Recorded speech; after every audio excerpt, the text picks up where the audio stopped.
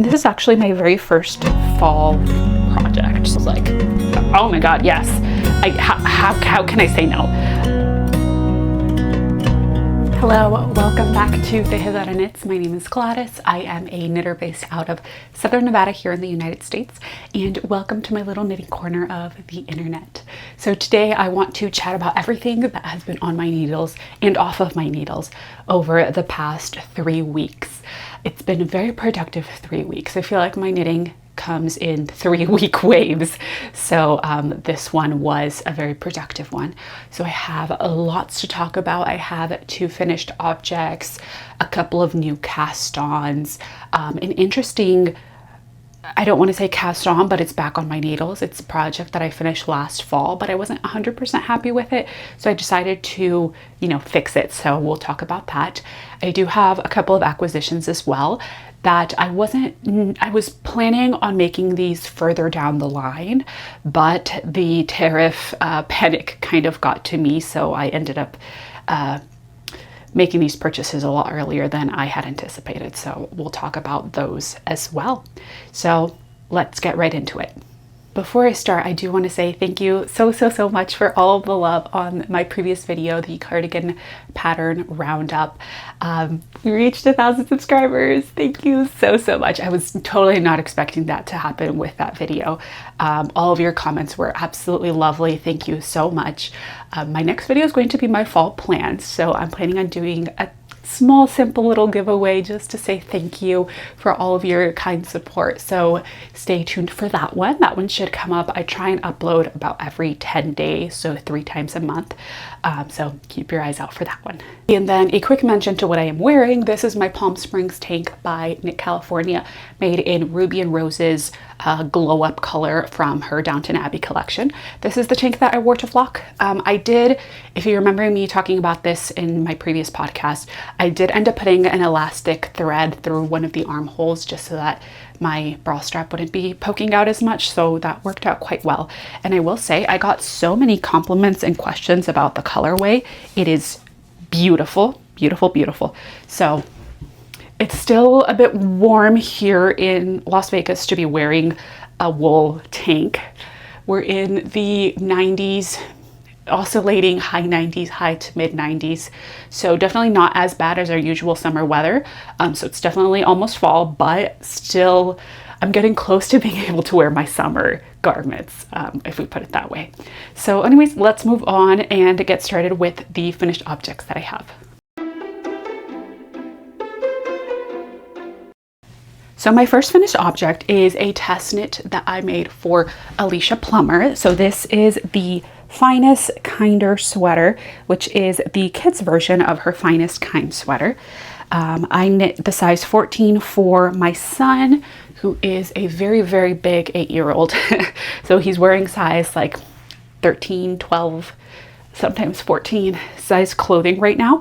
So this is the perfect size for him.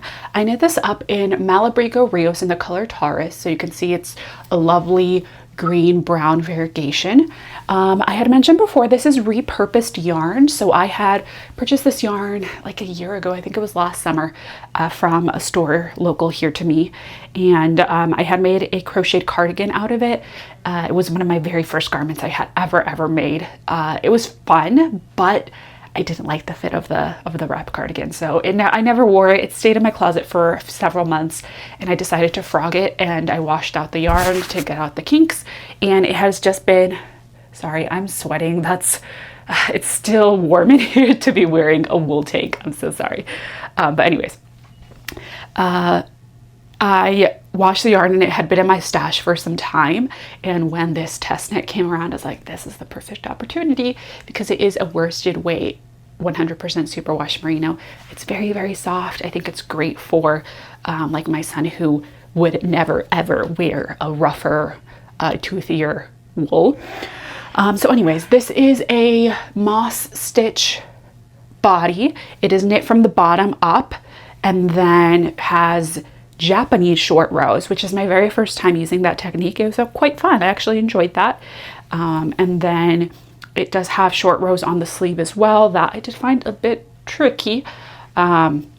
And then it has a bit of a rolled edge on the finishes which I think this is just like a very cute rustic. And I do like the texture that the moss stitch provides, and it's not very dense. So I knit this on the recommended needle size, which is 5 mm.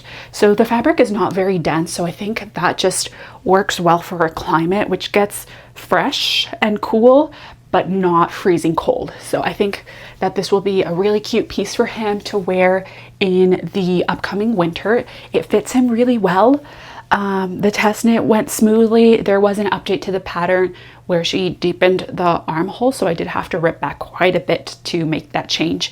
But overall, no issues with the test knit. I have not gotten modeled pictures yet because it's still been quite hot.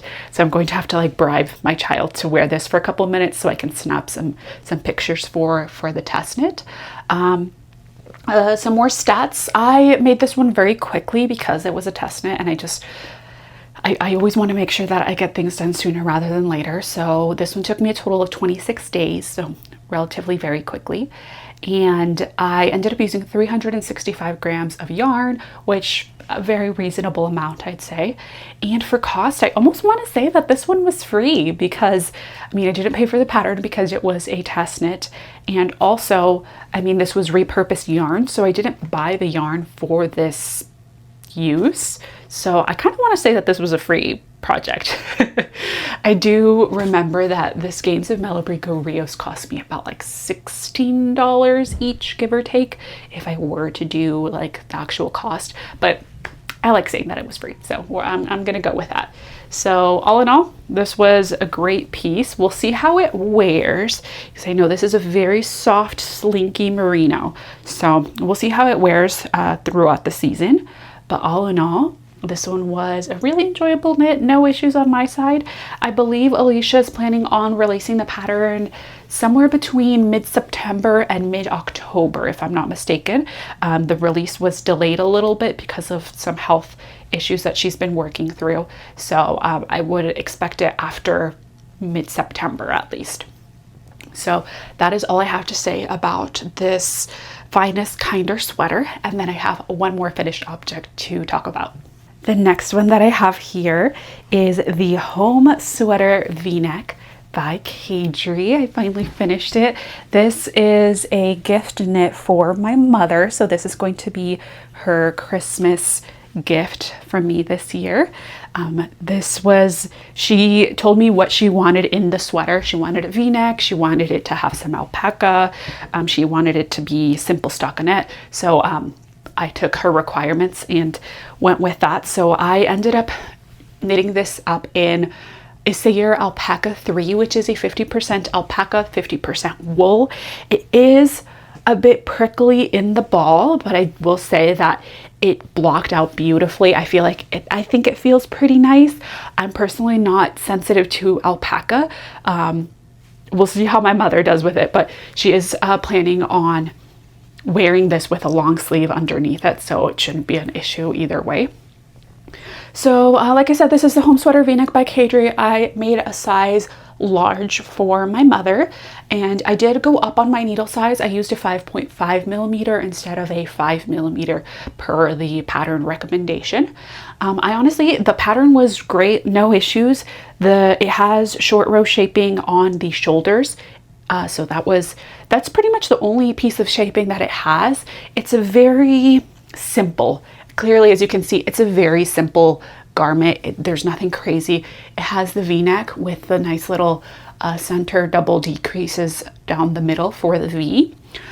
It has the ribbing. Now I will say, I think my row gauge was quite a bit longer than the pattern gauge, which I feel like that's pretty common for me. For whatever reason, my row gauge is just always longer. I don't know. So I did have to cut the sleeves short quite a bit. So the sleeves look quite short, but for reference, my mother is slightly shorter than me. So her arms are also shorter than me. So I could try it on, but I think it's not going to give you the right fit because it's not made for my body, you know? So it fits perfectly on my mother. I did want to get a picture, but when she tried it on, it was at night and it was all dark. Lighting was terrible, terribler than usual. So I don't have any pictures, and I don't want to let her see it again until Christmas time. So I have no pictures with it on her. So anyways, the ribbing, it was supposed to have, I believe, 3 or 4 inches of ribbing, and I had just finished 9 out of the 10 sleeve decreases, and I ran out of yarn, and that's when I had my mother try it on. And I'm really glad I did so, because it was already fitting like at her wrist. So, and I knew that this yarn was going to grow a little bit with blocking as well. So I ended up just doing 9 decreases instead of the 10 per pattern, and just doing a tiny bit of ribbing, just 1 inch of ribbing to get the right sleeve size for her.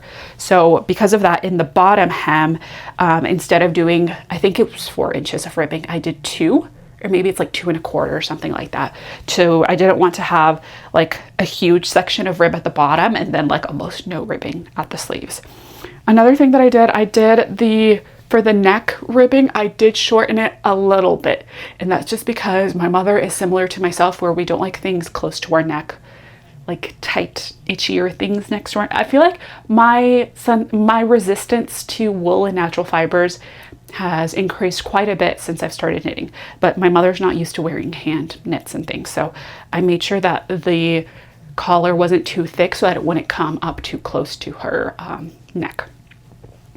So all in all, this yarn is a chainette style yarn, so it is very airy, fluffy, bouncy, hairy. It is very hairy from the alpaca. So this did not use up a lot of yarn. I had purchased 400 grams, so 8 balls of the yarn. I purchased it off of Wool & Company.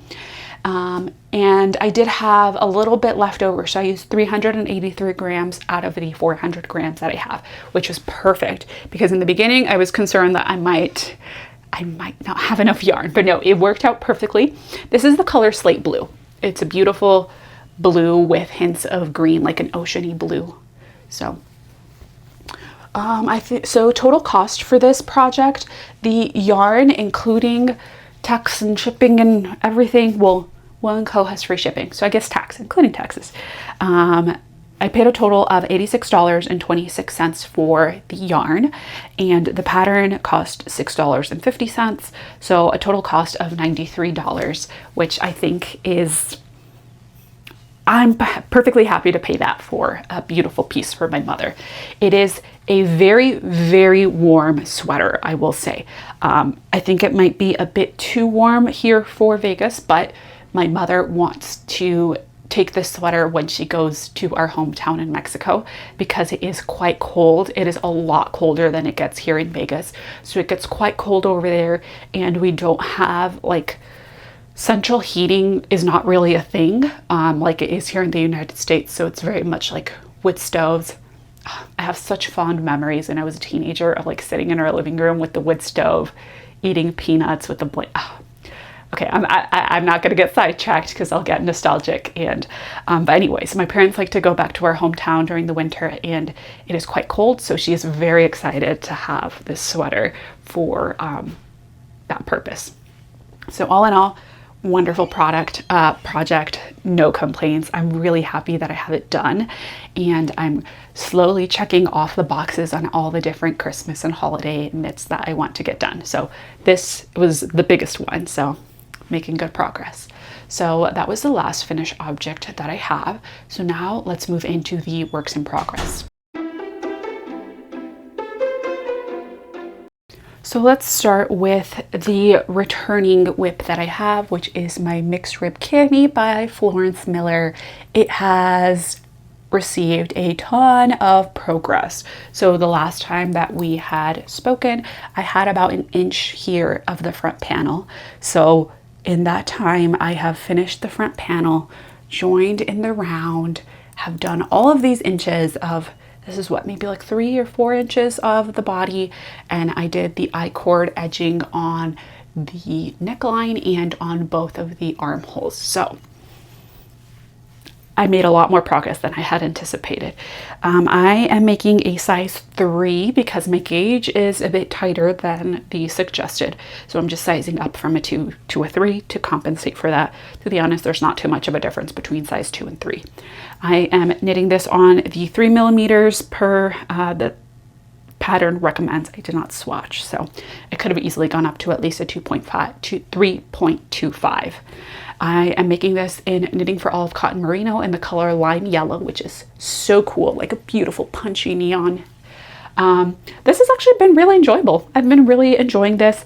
It's been with the still lingering summer heat, it's been nice to have a nice cooler fabric on the needles. I am doing a lot of the waist shaping now, so I have all my markers here where I am doing my decreases. And one thing, I did attempt to do some bust darts. I don't think I added enough of them. So for whatever reason, I calculated my bust darts to only have 1 inch when in reality, I feel like I needed to have added 2 inches. But I was already too far in. I had already started and done the math and the stitches and all of that. I used the bust dart resource from Tamara Jordan, Start Cross Knits, I believe. So that's the one that I used to calculate the bust darts for this tank.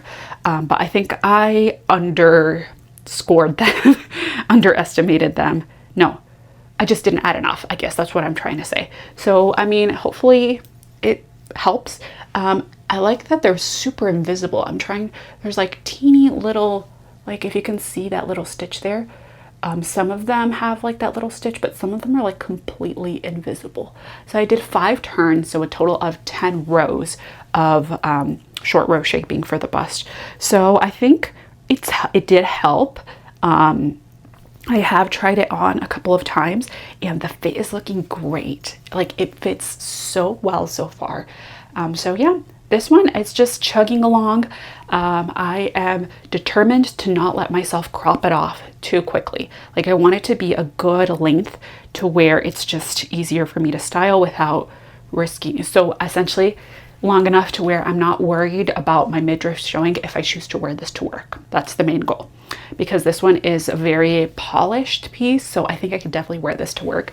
This one, it's a bit too sporty to wear to work. So, I mean, it's just not going to get as much use because most of the time I'm at work. So I think that this one will definitely be good for that though.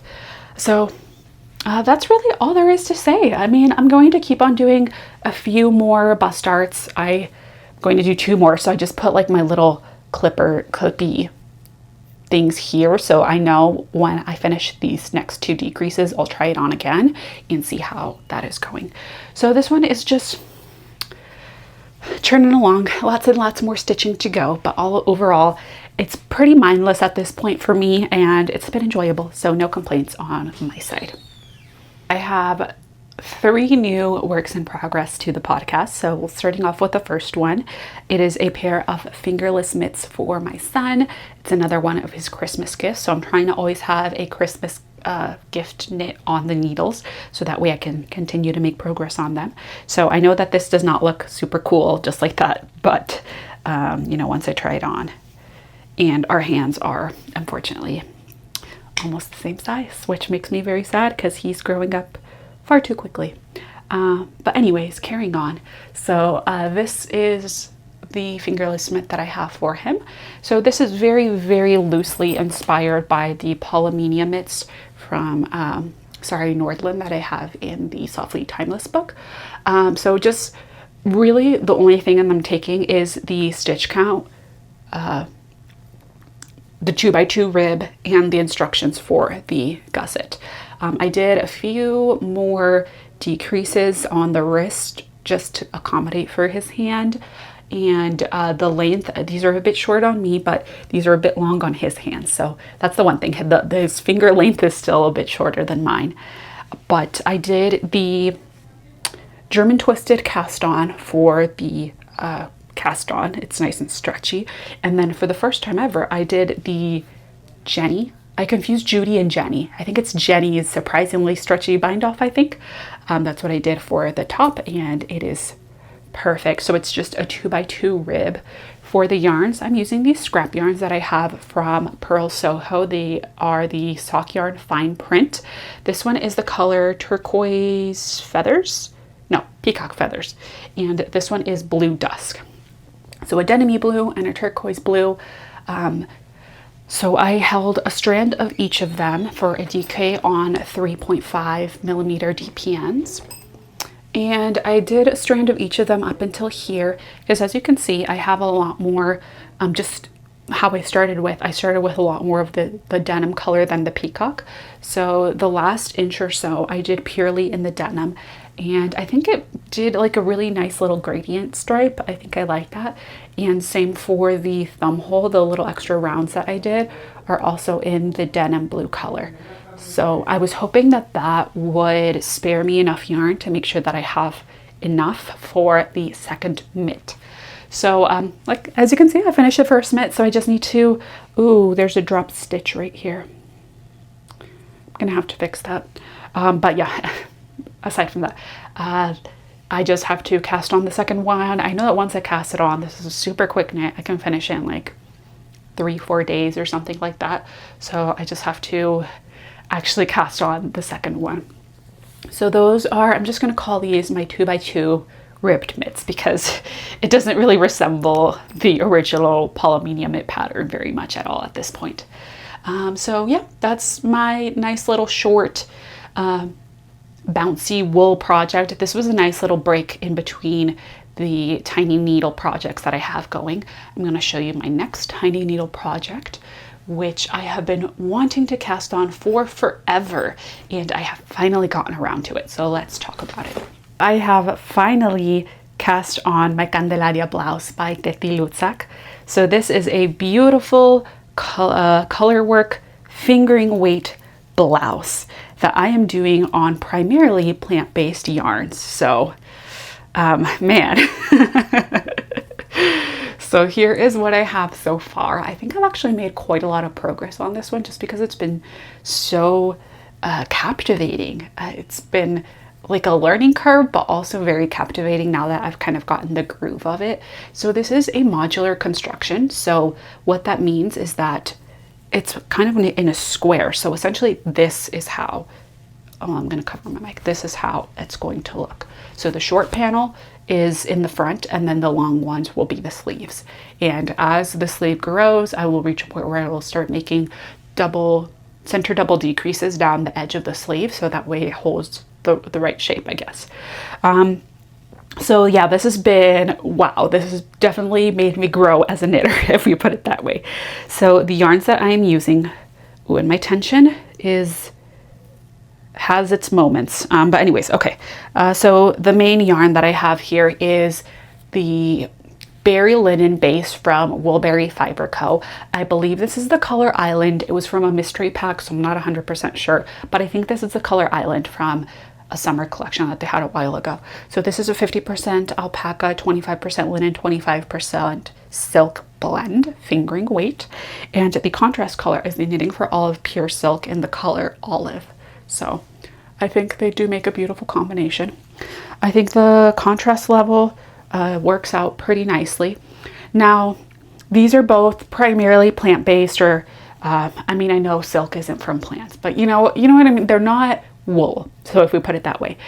So both of these yarns are actually quite splitty at times, nothing terrible, but every now and then I do have to deal with splitting, and they have different amounts of elasticity. So that's been the biggest challenge of just finding the right way to tension my yarn. I think I figured it out now. It's not a problem. And I've also reached the point where the pattern is more intuitive. So as you can see, let me show you too this way. I've reached to the point where it's just the same like triangle flower motif all around, as opposed to when I was doing this first panel here, I really had to look at the chart for, oh no, don't drop the stitches. I had to look at the chart for every single stitch, I guess, just to make sure that it was the right one, because it wasn't very intuitive at that point. One thing that I did do is I got wooden needles for this one. I just tried originally with my metal needles, and it was just too slippery. It was super hard to tension my yarn appropriately, and I think it's been a lot easier on these wooden needles. So I'll talk about the wooden needles in my acquisitions. But yeah, here are my floats if you want to see this other side. There's been very few rows where I've had to catch a float here and there, nothing crazy, but overall this has been really enjoyable. I have no idea how long this is going to take me, because it is fingering weight, but for whatever reason, it doesn't seem to be dragging out too much. I think it is moving along at a rather, you know, good pace. So yeah, that's what I have so far on my Candelaria blouse. And this is actually my very first fall project. So this is going to be like my transition piece into fall. Like I said, my fall plans video will be the next one, so stay tuned for that. But yeah, that's what I have so far on my Candelaria blouse. And then I have one more, which is a fixing situation. So let's chat about that one. So this here is my Audrey tank turned into a vest that I had made last November and December. So the story behind this, I had these 2 skeins of fingering weight tweed from a mystery pack that I got from WitchFire Fibers. So I figured I'll do a striped vest for, you know, the fall. I think this color is called Maple and this one's called Lucky Penny, or maybe it's Rusty Penny. I think it's Lucky Penny. This was also quite early on in my knitting journey, so I did not know then what I know now. So anyways, I decided on doing the Audrey vest or Audrey tank by Sari Nordlund. I did not know a ton of designers back then as well, so Sari Nordlund was my go-to, even though her patterns are not always necessarily for beginners. But anyways, this one was just a stockinette tank, so I figured I can add in the stripes. I did not know then also that Sari Nordlund's shaping construction is very boxy, which is nothing wrong with that, but boxy just doesn't feel the best on my body type. I don't like boxy tops. It's just, like I said, I don't feel my best in it. So I finished the vest and it was cute. It was fine. I wore it a couple times. I'll see if I have any pictures. I'm pretty sure I have pictures of me wearing it, so I'll insert that there. So it was very boxy. I thought I would have enough, you know, with 200 grams to do the vest, but because it was so boxy, I ran out of yarn quite quickly. So my improvisation was, I had this chocolate knitting for olive soft silk mohair that I had for a different purpose, I guess. And I decided to do all of the finishings in the mohair held triple, which it worked out fine. I can't say it's my favorite, but it worked out fine. And then I did that for the bottom ribbing as well. And when I was like sifting through my knits and kind of organizing them a little bit, I realized like I don't feel 100% about this vest. I tried it on and just the boxiness, it's not for me. So I figured like I like the concept of this. I think it's fun. It's a little bit quirky, a little bit boho, a little bit academia. So I really enjoy it, but I just want it to fit the way I'm envisioning it, which is a lot more fitted to my body. So I decided, you know, let's do it. Let's rip it back. Let me just fix it. So I cut off all of the bottom mohair ribbing. Like, just look at this. This is so wide. Like, that's crazy. So anyways, but I'm like, there's no way I can try and salvage this mohair. Like that would just be a disaster. So I just cut it all off. I don't really know what to do. I mean, I think I'm just gonna toss this. What else am I supposed to do with this? And I ripped back all the way to the underarm. I think I ripped back to where you see this first marker. So I left one stripe untouched. Well, I ripped back to the last row of this first stripe over here. And I'm going to be very aggressive with my waist shaping because I didn't know too much about waist shaping. I think I did like one row of waist shaping. I was like, oh, what if it's too much? No, like I said, our skills have exponentially increased since then.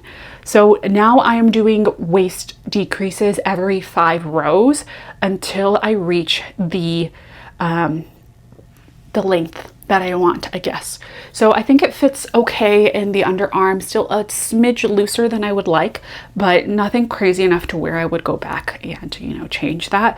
It's fine. So I'm just going to be very aggressive with the waist shaping. This is what I was working on last night. So I've already done 2 stripes, and I am hoping that with the yarn that I will save, like several inches of fabric will be removed. So I'm hoping that that's enough yarn for me to be able to do the collar in one of these colors, whichever one I have left over with. And I think I will be cropping the length a little bit more than what I had and not doing the bind off with mohair, or like the ribbing with mohair. I'll just rib with whatever color is the next stripe. So that is the plan that I have for this. I would love to be able to take out the mohair on the sides too, but I'm pretty doubtful that I'll have enough yarn for that. But if I can switch out the collar, I think that will be a win. So no mohair on the collar nor the ribbing, just on the underarms.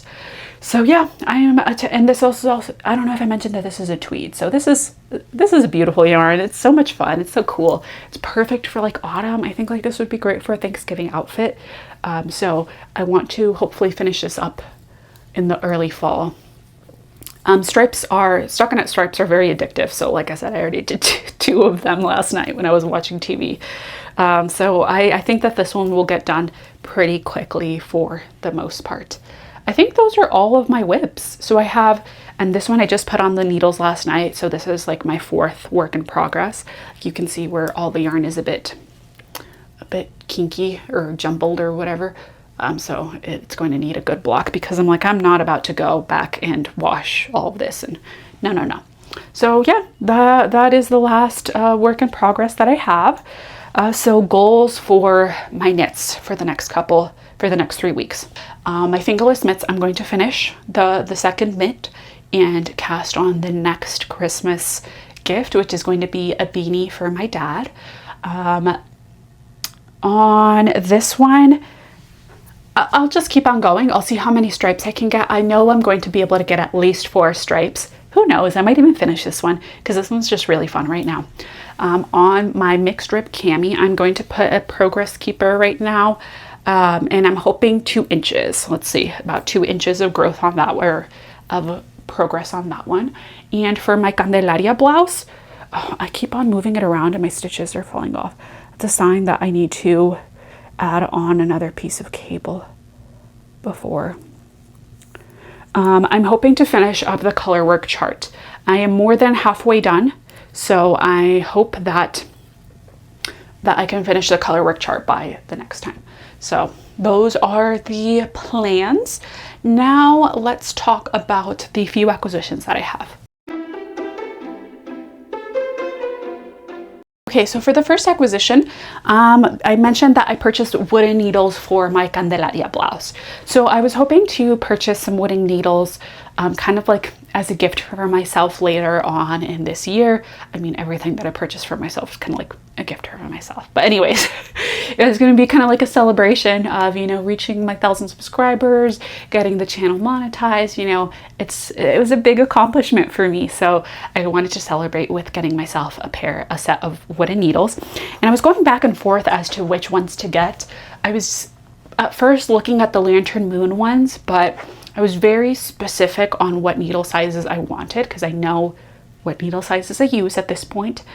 And then I saw Florence Miller's video about her accessories or her tools for knitting, and she spoke very highly about the SeeKnit wooden bamboo needles. So I looked into those and actually really, really liked them. I was looking at the manufacturer's website, so like the SeeKnit company from Japan.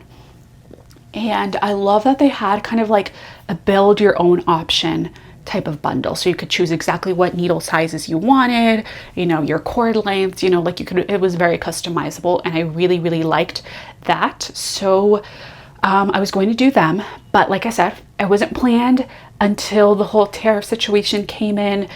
Is it happening? Is it not happening? The de minimis, like it was, I mean, all of US knitters or anybody living in the US, like you know this chaos that is going on. And these were going to have additional tariffs because they are from Japan. And also I learned that, at least from what I've gathered, there is an option for the vendor or like the seller, I guess, to prepay the tariffs through specific specific mailing companies like FedEx or DHL, and have them prepaid at the time of purchase. Or you could do it where you don't worry about that, and then the purchaser is charged everything when it's coming into the country and when you receive it. So the second option is a bit sketchier because these companies charge a lot of like brokerage fees and stuff like that. So I'll be honest, I had no idea how much I was going to have to pay for these needles. So I was like, let me just do it now. It's fine. I purchased enough to where I could get free shipping. So I think $130 US was their free shipping threshold, which the shipping itself would have been $20, I think, something like that. So it definitely made sense for me to get enough. So all in all, and I didn't finish the story, SeeKnit was going to be one of those vendors. It said on the website that the purchaser is responsible for all customs fees, duties, all of that kind of stuff. So it was like, not happy about that. But anyways, so I decided to just go for it. Just go for it. So I have here, this is my little needle collection. So my metal needles are Chiao Gu's, and I have all my little wooden ones. So I purchased from the 2.75 millimeter all the way up to the, is this 5 or 4.5? I think this is 4.5. Oh, it's 5. Okay, all the way up to 5 millimeters. And that's really all I use. I have two thicker ones. I have a 5.5 and a 6 that I purchased later. I got the 4-inch size because I like that. These are 5 inches, and had I known then what I know now, I would have gotten 4 inches. These are little adapters, so that way the same, the same cord size fits them all. So I purchased all those 1, 2, 3, 4, 5, 6, 7, 8 with the ones on my project, 8 needle tips, and I got enough cords, needle stoppers, joiners, all of the little doodads that I might need. So hopefully I never have to purchase another needle again. I think I'm kind of set. This is what their cords look like. They're very thin and almost fragile, I dare say. So anyways, that was my big purchase, I guess. So, and I've loved working on my bamboo needles on my Candelaria blouse. Love it. So, I mean, I still haven't used them for enough time to like say for certain, but I think I might be liking them more than my metal needles. So yeah, I purchased the set of SeeKnit needles. It was the curve ones. So far, highly recommend. Then I have a couple of yarn acquisitions as well. First one is from Purl Soho. So I was planning on buying a yarn from Purl Soho to complete a winter project that I have in my queue, which is the Candelaria Blouse by Teti, sweater by Teti Lutsak. So very similar to the Candelaria blouse. I just really like that motif, and it's fingering weight, so it works for my climate. So anyways, I was going to purchase that later on in the year, and again, the whole everything's going to go up, the cost of yarn, and they had a 25% sale for Labor Day, I think it was. So I was like, you know what, I'll just do it. So anyways, the yarn that I went for, that I had originally planned and went for, was the Quartz yarn, which is a 65% Merino, 35% Sari Alpaca, fingering weight. So this is what it looks like. Now, it is a colorwork sweater, and for the contrast color, I was originally intending to use this yarn here. So this is the Explore Knits and Fibers Denali sock base. So it's just 80-20 merino nylon, and this is the color Forage. So it's based off of foraging mushrooms. Beautiful color, but the yellowy beige on the website was sold out. So I went with this one, which looked more like a grayy beigey. It's definitely a lot more gray than beige in person. So as you can see, I kind of feel like the colors clash a smidge. I feel like this one's a little too warm, this one's a little too cool. But I was rummaging around my stash and I came up with this. So this, I just purchased at Flock. This is from a sock set from ZZ Textiles. This is the color Elberdritchel. I hope I'm saying that right, but Elberdritchel, I'm pretty sure. So this is a silk sock, so 20% silk, 80% merino. And I think that these two together look so much better. This is also variegated with like purple, some icier blues, some grays. So definitely a cool toned color. And I think that actually goes well. I have been experimenting a little bit more with cooler toned colors, and yeah, I like it. I think this will work really well. So I got 3 skeins of this, and each skein was exactly $17.63. So that is what I got for myself. This will be in my winter plans, so not quite yet. I figured this one, I'll find a different purpose for it eventually. And I also, to get free shipping, because shipping is also like $10 or $15, I got a sweater quantity for a project for my sister. So you guys know I love knitting for my family, and I got this yarn for her. So this is Santolina. This is 70% organically grown cotton, 20% rayon from bamboo, 10% hemp, fingering weight, and she chose the color Red Smoke, which is this beautiful like pinky color. My sister does have a much cooler toned complexion than I do, so this is not a color that I would choose, but this is going to look great on her. So essentially, my sister is pregnant right now, which is why I made all the baby knits in my previous podcast. And she borrowed a sweater from The Gap for her maternity pictures, and it looked really cool. But she's like, this sweater was like over $100. And it was just cotton. It was nothing fancy. So she was like, can you make me this? I was like, I think I've seen that sweater before. So I rummaged through my Ravelry. It looked exactly like blouse number 2 from My Favorite Things Knitwear. So I was like, absolutely, I could totally make that for you.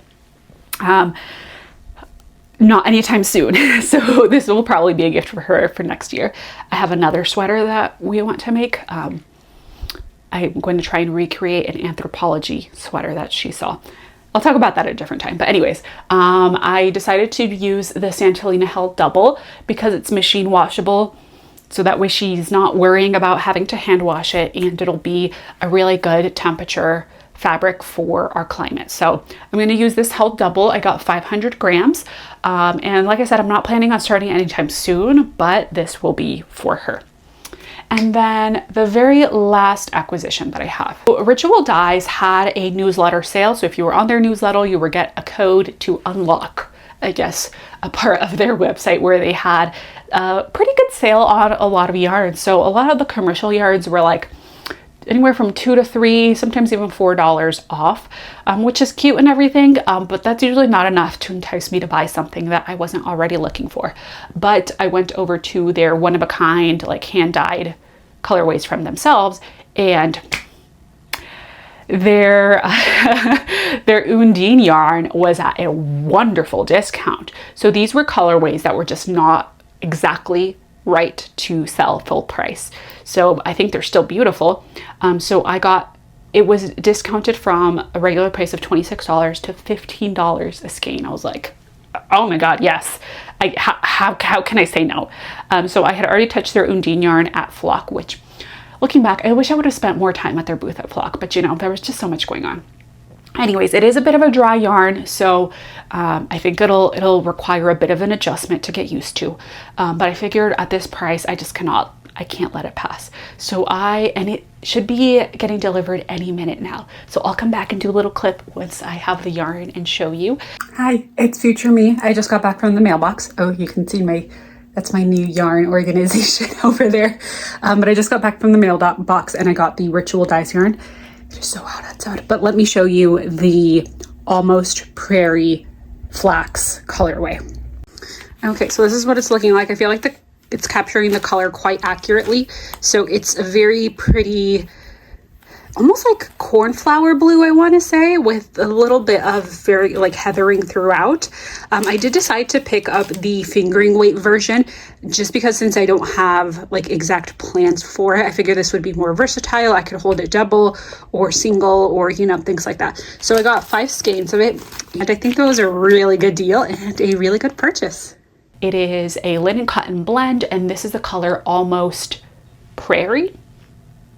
Almost Prairie Flax. So when I was comparing it to the original Prairie Flax, my version is less gray and it is more like the blue is more saturated. So I don't necessarily have a plan for this. I was thinking of making more like a full sweater, like more of like a winter sweater, but with a summer yarn. So that way, again, I can get more use out of it. So I don't know. My first thoughts, a Kathy cardigan, because I'm high on the cardigan video right now, so maybe a Kathy cardigan, maybe a Medokvit. not sure how you pronounce that, from Teti Lutsak. I also really like that one. So who knows, that's going to be a project for next year. But it was such a good deal that I couldn't resist. So yeah, I ended up purchasing a lot more than I should have. And I don't want to turn into one of those people that are like, oh, I'm not going to buy anything, I'm going to be on a no buy, and then every single video I'll have more acquisitions. So I'm not going to overpromise and underdeliver.